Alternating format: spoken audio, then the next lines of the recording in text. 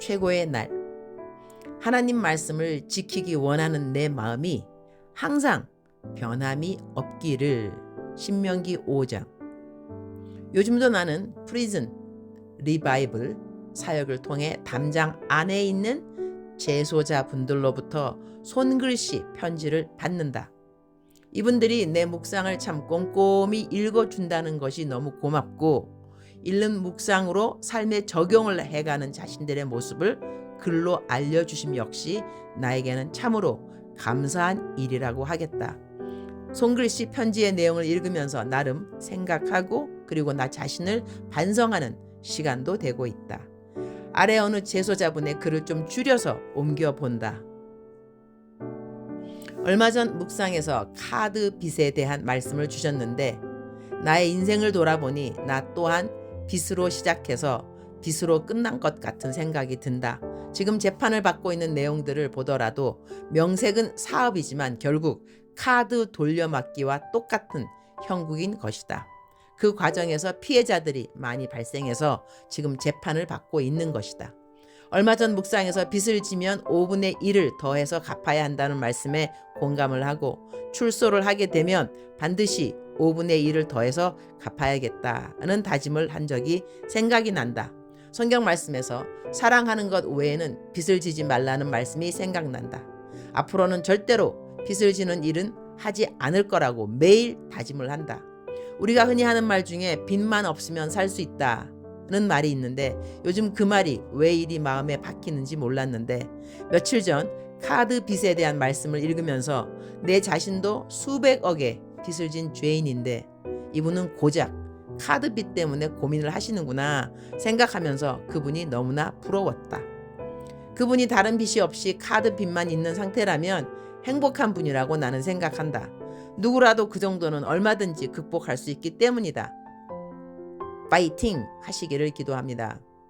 이곳 공공구치소는 월 2회 정도 예배를 실시하는데 지금 8월은 방학 기간이다.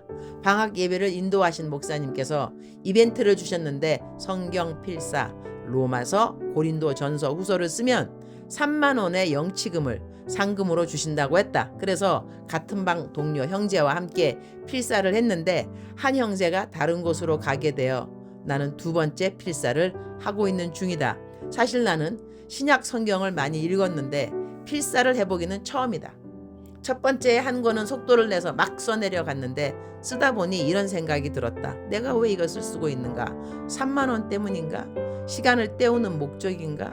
내가 성경 필사를 하는 목적은 성경 안에 계신 아버지와 예수님과 성령님을 만나기 위해서이다. 그래서 두 번째 책을 쓸 때는 한 절을 읽고 묵상한 뒤에 필사를 한다.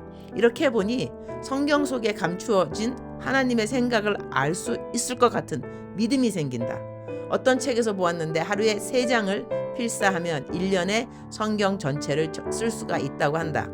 그런데 내 생각은 이렇다. 필사를 목적으로 하는 필사는 아무리 빨리 쓴다고 해도 필사자의 영적 성장에는 큰 도움이 되지 않을 거라고 본다.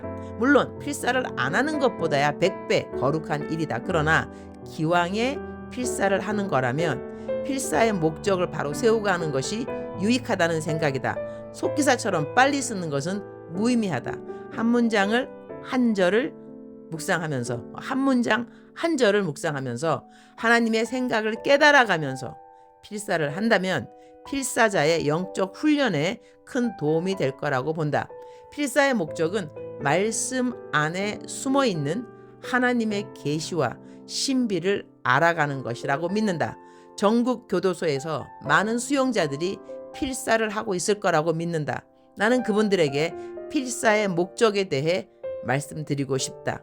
나는 개인적으로 글을 쓰다 보면 띄어쓰기가 어려울 때를 느낀다. 그런데 이번에 필사를 경험하면서 이런 믿음이 생긴다. 성경 필사를 통해서 띄어쓰기는 완벽하게 교정이 될 것이다. 사실 이번에 로마서, 고린도 전 후서를 적으면서 띄어쓰기가 많이 향상되었음을 느낀다. 나는 언제가 될지는 모르겠지만 복음을 전파하는 책을 쓰는 게 현재의 나의 목표이고 꿈이다. 책을 쓰려면 띄어쓰기 정도는 기본으로 갖추어야 한다고 생각하기 때문에 이번에 경험하는 성경 필사를 통해서 오병이어의 기적을 체험하고자 한다. 이벤트 상금으로 받은 3만 원으로 창세기, 요한계시록 필사책을 구입하기로 했다. 예수님께서는 알파와 오메가, 시작과 끝이라고 하셨기 때문에 성경의 시작과 끝인 창세기와 요한계시록을 먼저 필사하기로 마음먹었다. 중간 생략. 나는 빌립보서 3장 20절에서 21절 말씀 중에 하늘의 시민권자라는 말씀을 가장 사랑한다. 내가 하나님 나라의 시민권을 가진 시민이라면 그 나라의 언어를 배워야 한다. 하늘의 언어는 어디에 있는가? 바로 성경 속에서 배울 수 있다. 그 속에는 하나님 아버지, 아버지 하나님, 아들 하나님, 성령 하나님, 이 모든 것을 알려주신다. 하늘나라는 보이지 않는다고 하지만 성령 안에서 눈으로 읽고 생각할 수는 있다. 우리의 믿음을 통해서 얼마든지 볼 수 있다. 나는 얼마 전에 함께 생활하는 분들에게 약 5명 성경책을 선물했다. 복음을 전한다는 믿음으로 선물한 건데 읽는 사람은 한 명도 없다. 나는 가끔 이런 말을 한다. 구슬이 서말이라도 꿰지 않으면 아무 소용이 없듯이 위대한 진리라 해도 읽고 깨닫지 못하면 아무 쓸모 없는 것이다. 한편으로 이해가 되는 것은 거듭나지 않는 사람은 하나님 나라를 볼 수 없다는 예수님의 말씀이다. 먼저 거듭나는 것이 우선인가 보다. 그들이 얼른 거듭나서 아장아장 젖을 찾아서 성경의 지퍼를 열고 말씀을 먹게 되는 날이 속히 오기를 기도한다. 개역개정 신명기 5장 29절. 다만 그들이 항상 이 같은 마음을 품어 나를 경외하며 내 모든 명령을 지켜서 그들과 그 자손이 영원히 복 받기를 원하노라. Oh, that their hearts would be inclined to fear me and keep all my commands always, so that it might go well with them and their children forever. 항상 이 같은 마음을 품어 라는 말씀이 마음에 와닿는다. 항상 이라는 이 말씀. 위의 구절의 배경은 백성들이 모세에게 자신들은 하나님이 들려주시는 말씀을 잘 순종하겠다는 그런 말 이후에 기록된 성경 말씀이다. 그러니 마음에 좋은 생각, 거룩한 생각, 하나님이 들으시기에 기쁘신 생각을 가진 사람은 그 생각을 변하지 않고 항상 같은 마음을 품으라는 것이다. 나는 하나님 앞에서 어떤 마음을 품고 있는가? 어떤 마음을 품었을 때 하나님이 기뻐하셨는가? 그 마음을 변치 않고 항상 같은 마음으로 지금도 품고 있는가?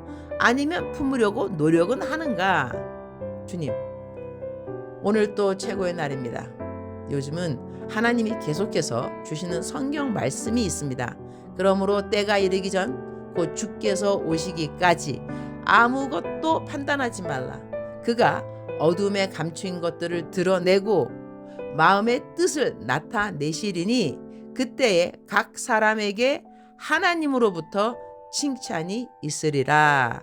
고린도전서 4장 5절 말씀입니다. 이전에는 이 말씀을 대하면 함부로 사람들을 판단하면 안 되는구나 그렇게까지만 생각했는데 요즘은 이 말씀의 맨 마지막 부분이 계속 마음을 울립니다. 각 사람에게 하나님으로부터 칭찬이 있으리라. 그러니 하나님이 각 사람에게 칭찬할 것을 알고 있으시다는 것이지요.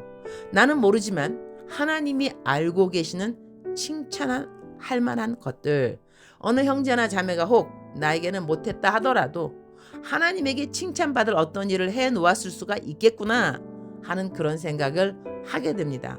나에게 잘한다는 것이 하나님에게 다 잘한다는 것이 아닐 것이고 나에게 못한다는 것이 하나님에게 모두 못하는 것이 아닐 수 있다는 이야기이지요. 나이가 들어가면서 좀 더 성숙하고 좀 더 겸손하고 좀 더 온유한 사람이 되고 싶습니다. 남을 판단할 것을 찾는 것보다는 하나님이 이 사람을 보면 칭찬할 것이 무엇이 있을까를 생각해 볼 수 있는 내 나이에 맞는 삶의 여유가 필요하겠구나 그런 생각을 해보게 되는 요즘이라서 감사합니다. 주님 사랑합니다. 주님 감사합니다. 오늘 또 우리 주님 저를 보시면서 하루 종일 기쁘시면 참 좋겠습니다.